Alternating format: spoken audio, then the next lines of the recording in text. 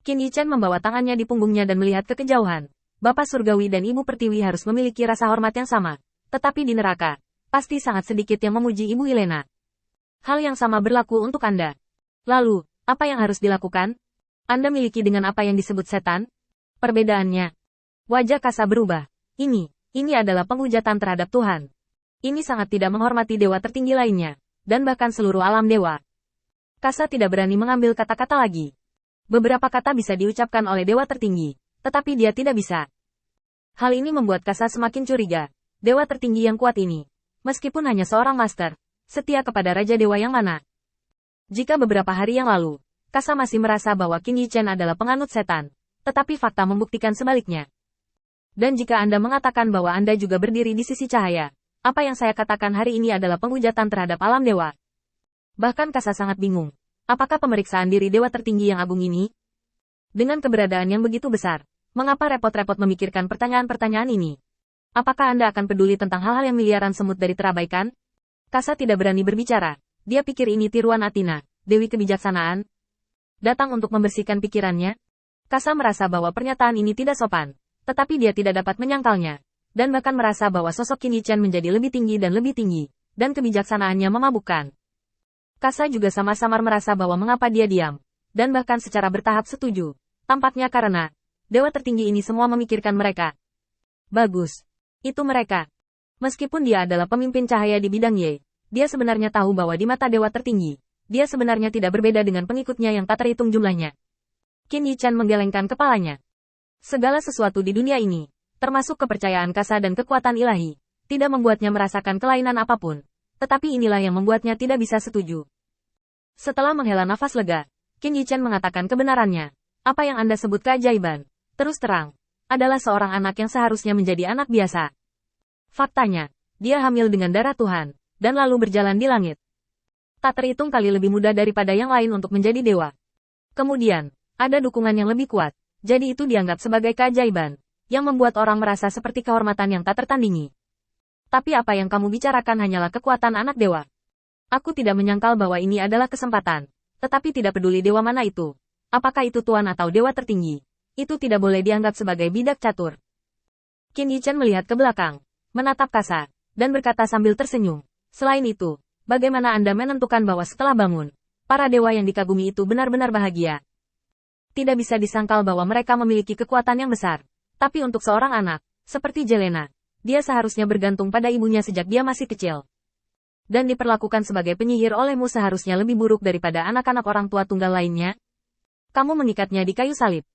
Tidakkah kamu takut bahwa seorang gadis cantik akan dipaksa menjadi iblis sungguhan olehmu? Kasa kaget.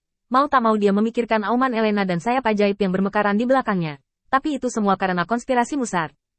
Mengapa Anda menyalahkan mereka? Qin Yichen tersenyum. Mungkin Kasa tidak mengerti ini. Tetapi dia tahu betul. Karena dia sama dengan orang-orang percaya yang tak terhitung jumlahnya itu. Setidaknya, kekuatannya sama.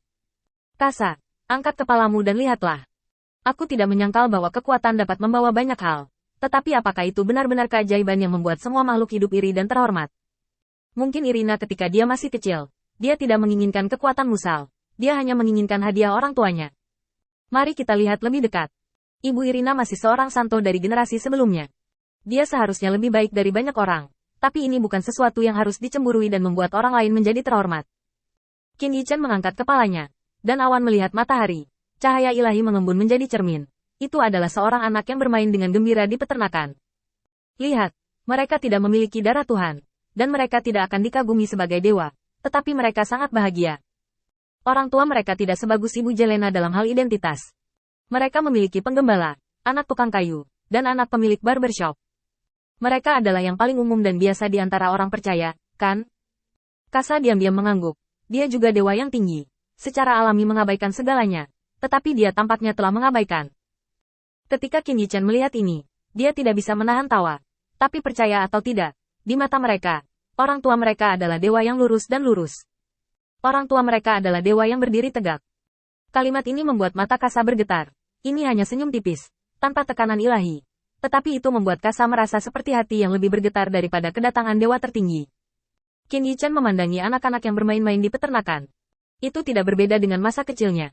Ayahnya juga seorang seniman bela diri.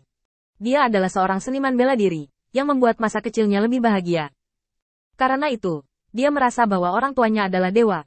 Bahkan jika dia adalah putra kaisar, dia tidak akan berubah. Jatuh ke dalam perenungan di pesawat, mata Kasa bergetar tanpa sadar, bahkan jika dia ingin menutupinya. Dalam pandangan Kasa, dewa tertinggi ini mungkin adalah dewa kebijaksanaan, dan bahkan inkarnasi dari Dewi Athena. Tapi dalam kognisi Kasa tentang mukjizat, Dewi Athena penuh kebijaksanaan, tetapi bermartabat dan tenang, tidak seperti tuan ini. Kasa menggelengkan kepalanya dari kontak hingga saat ini. Dia juga samar-samar merasa bahwa tuan ini tampak sangat tidak puas dengan semua yang ada di dunia. Jadi dia datang ke dunia dan mulai memurnikan dan menyelamatkan. Meskipun Kasa merasakan itu, kecuali iblis dari neraka, pesawat yang mereka tidak memiliki apa-apa untuk diselamatkan. Tapi apa yang dikatakan Qin Yichen hari ini menyebabkan retakan kecil di hati Kasa. Seolah-olah dia telah menanam sesuatu yang tidak sesuai dengan dunia ini. Dalam kata-kata Qin Yichen, ini disebut benih dao. Adapun jenis buah dao apa yang akan dihasilkan oleh benih dao, waktunya masih lama, dan itu juga tergantung pada bagaimana Kasa akan memilih. Percakapan dengan Kasa membuat Qin Yichen juga merenung dan memiliki pemahaman yang lebih jelas tentang dunia. Qin Yichen tidak bisa mengerti. Dari pengalaman pribadi saat ini, ditambah keajaiban yang diceritakan Kasa, tingkat pemahaman kekuatan di alam semesta ini tidak kalah dengan alam semesta tempat dia berada. Dengan kekuatan, itu seperti dao melahirkan satu. Pada akhirnya, itu berubah menjadi ribuan, yang pasti akan membuat alam semesta menjadi sangat cemerlang. Namun, Qin Yichen tidak menyangkal bahwa kecemerlangan itu palsu. Tapi, itu membuatnya sangat tidak nyaman. Rasanya seperti dia tidak dapat berintegrasi ke tempat ini bahkan jika dia tidak berencana untuk kembali. Dalam ribuan tahun, dia tidak akan merasa bahwa dia adalah alam semesta ini. Terlebih lagi, dia harus kembali. Dan bahkan saat ini, ada hal yang lebih penting daripada kembali. Yah, apakah kamu pernah mendengar tentang naga asli?